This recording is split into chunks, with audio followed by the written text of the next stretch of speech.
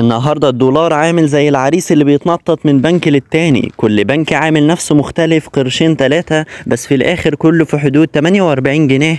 يلا بينا نلف البنوك ونشوف.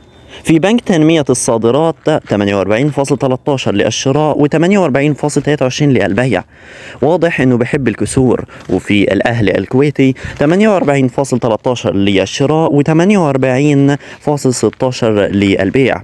والتنمية الصناعية 48.13 للشراء و48.23 للبيع. ومصرف ابو ظبي الاسلامي 48.13 للشراء و48.23 للبيع.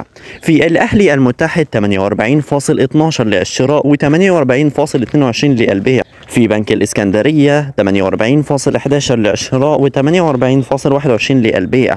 في بنك CIB 48.10 للشراء و48.20 للبيع.